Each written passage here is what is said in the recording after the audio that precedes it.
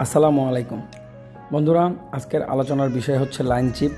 ইতিমধ্যে আপনারা টাইটেল এবং থাম্বনেল দেখে বুঝে গেছেন যে একজন লাইন চিপের কাজ কি। এই বিষয় নিয়ে আমি আজকে আলোচনা করব এবং বুঝিয়ে দেওয়ার চেষ্টা করব কী ধরনের যোগ্যতা এবং কী ধরনের দক্ষতা থাকলে আপনি একজন লাইন চিপ হিসেবে কর্মরত গার্মেন্টসে কাজ করতে পারবেন এবং ন্যূনতম 35 থেকে 40 হাজার টাকা বেতন পাবেন। দেখুন, বাংলাদেশের সবচাইতে গার্মেন্টস সেক্টরের সবচাইতে গুরুত্বপূর্ণ পদ হচ্ছে লাইন চিফ। এটা হচ্ছে একটা সুইং লাইনে যদি 75 থেকে 80 ম্যান থাকে, সর্বনিম্ন 75 থেকে 80 ম্যানই হয় যদি সেটা 5 পকেট প্যান্ট হয় বা টি শার্ট হয়। টি শার্ট হলে ম্যান থাকবে হচ্ছে আপনার 30 থেকে 35, আর যদি সেটা 5 পকেট প্যান্ট বা শার্ট, জ্যাকেট, ব্লেজার হয় সেক্ষেত্রে 80 থেকে 90 ম্যান থাকবে। আর যদি নর্মাল কোনো ফর্মাল প্যান্ট হয় সেক্ষেত্রে 75 থেকে 60 জন লোক থাকবে। এই যে 75 থেকে 60 বা 60 থেকে 80, 90 যে ব্যক্তিগুলো থাকবে, সম্পূর্ণ লাইনের 2 জন সুপারভাইজার সহ প্রত্যেকটা ব্যক্তির দায়ভার থাকে হচ্ছে এই লাইন চিপের উপরে। এই লাইনের কত পার্সেন্ট টার্গেট, কতজন ব্যক্তি কাজ করবে, কয় ঘন্টায় ডিউটি করবে, কত পিস টার্গেট আসবে, কোন গার্মেন্টসে কত এসএমবি আসবে, প্রত্যেকটা নিয়ন্ত্রণ করতে হয় লাইন চিপকে। এবং এই লাইন চিপকেই সম্পূর্ণ কাজটাকে বুঝিয়ে নিয়ে থেকে বুঝিয়ে নিয়ে কাজটা করতে হয়। ধরুন যে একটা 5 পকেট প্যান্ট বা একটা ডেনিম প্যান্ট একটা ফ্লোরে কর্মরত যে লাইনে চলবে, যদি সেই লাইনের আজকে টার্গেট থাকে ধরেন যে পার ঘন্টায় 160 পিস বা 80 পিস, এক্ষেত্রে টার্গেট হওয়ার জন্য লাইন চিপের করণীয় কী এবং প্রতি ঘন্টায় কি কি কাজ করতে হবে এই বিষয়টা আমি আপনাদেরকে বুঝিয়ে বলি। প্রথমেই ফ্যাক্টরিতে ঢোকার পরে একটা লাইন চিপকে প্রথমে ইনশিওর করতে হয় তার লাইনের কোনো পার্সন অ্যাবসেন্ট বা ছুটি আছে কিনা।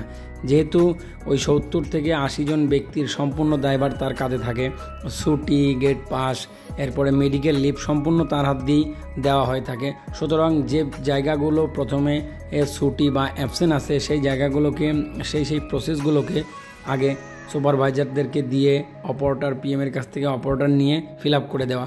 এখন যদি একটা লাইনে ধরেন যে সকালবেলা মর্নিং টাইমে গিয়ে দেখলো 2টা অপারেটর অ্যাবসেন্ট, এখন পিএম স্যারকে এটা জানাতে হবে যে আমার লাইনে একটা প্রসেসের এই অপারেটরটা অ্যাবসেন্ট।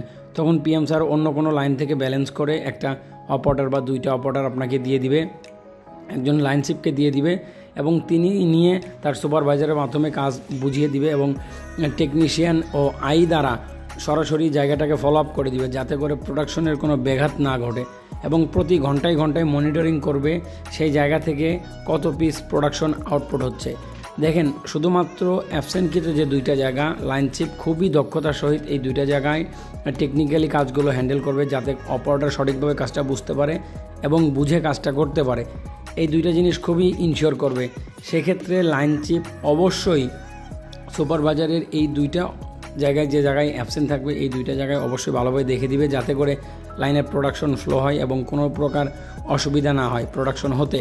এক্ষেত্রে টার্গেট যেটা আছে সেটা সেই অনুযায়ী যদি কাজ না হয়, ধরুন যে 180 পিস টার্গেট অথচ অপারেটর কাজ করতেছে 150 পিস বা 140 পিস, অবশ্যই তৎক্ষণাৎ অপারেটরকে ফলো আপ করার জন্য ডিপার্টমেন্টকে জানাতে হবে যাতে করে এসে ওই অপারেটরকে ফলো আপ করে দিয়ে যায় যাতে করে লাইনের প্রোডাকশনটা চলে। এক্ষেত্রে যদি ওই অপারেটরের ক্যাপাসিটি না থাকে তাহলে অন্য কোনো প্রসেস থেকে এটা ব্যালেন্সিং করে দিবে যাতে করে আপনার লাইনের টার্গেটটা স্মুথলি হতে পারে। এরপরে দ্বিতীয় যে কাজটা থাকবে সেটা হচ্ছে যে কোনো অপারেটর গেট পাস বা ছুটি নেবে কিনা। এক্ষেত্রে অবশ্যই লাইন চিপকে মাথায় রাখতে হবে কোনো একটা অপারেটরকে ছুটি দিতে গেলে অবশ্যই পিএমের সাথে আলোচনা করে যে অপারেটরকে ছুটি দিবে আগে দেখতে হবে ফ্লোরে ওই অপারেটর বা ওই কাজের অপারেটর অ্যাভেলেবল কিনা। যদি ধরেন যে একটা অপারেটর আপনি ছুটি দিলেন সেক্ষেত্রে ওই অপারেটরটা কোনো ফ্লোরের লাইনে নাই বা কোনো আশেপাশে কোনো লাইনে নাই, সেক্ষেত্রে আপনি ছুটি দিলে কিন্তু বিপদে পড়ে যাবেন। কি করবেন তখন আপনি? এক্ষেত্রে আপনাকে অবশ্যই পিএমের সাথে আলোচনা করে তারপরে ওই অপারেটরকে ছুটি দিতে হবে যাতে করে আপনি পরবর্তীতে যতদিন ছুটিতে থাকবে ওই অপারেটর আপনি স্মুথলি অন্য একটা অপারেটর দিয়ে লাইনটা সঠিকভাবে চালাতে পারেন। 3 নম্বর যে কাজটা থাকবে তা হচ্ছে অবশ্যই আপনাকে মাথায় রাখতে হবে যাতে করে লাইনের প্রোডাকশন হওয়ার জন্য কোনো প্রকার ব্যাঘাত না ঘটে বন্ধুরা। এবং এখন যদি আমি আপনাদেরকে বলি যে সেই লাইন চিপের বেতন কত হবে, দেখেন বর্তমান সময়ে গার্মেন্টস ইন্ডাস্ট্রিতে একজন লাইন চিপের বেতন ন্যূনতম 35 থেকে 40 হাজার টাকা এবং এই চাকরি নেওয়ার জন্য অবশ্যই আপনাকে গার্মেন্টস সেক্টরে প্র্যাকটিক্যালি কাজ করার অভিজ্ঞতা থাকতে হবে, না হলে আপনি এই ধরনের চাকরি নিতে পারবেন না বা করতে পারবেন না। অবশ্যই আপনাকে একটা স্যাম্পল তৈরি করার গুণ থাকতে হবে, যাতে করে আপনি একটা স্যাম্পল গুণ করতে পারেন বা তৈরি করতে পারেন। সেই স্যাম্পলের ক্ষেত্রে হতে পারে একটা প্যান্ট বা শার্ট বা জ্যাকেট বা ব্লেজার, সকল বিষয় বা সকল প্রোডাক্ট যদি আপনি সঠিকভাবে তৈরি করতে পারেন তাহলে গার্মেন্টস আপনার মূল্যায়নটা সবথেকে বেশি হবে। বন্ধুরা, ভিডিওটি খুবই ইনফরমেটিভ এবং তথ্যবহুল, আশা করি আপনাদের অনেক উপকারে আসবে। অবশ্যই ভালো লাগলে আমার চ্যানেলটা সাবস্ক্রাইব করে থাকবেন এবং কী ধরনের ভিডিও আপনারা চাচ্ছেন কমেন্ট করে জানাবেন।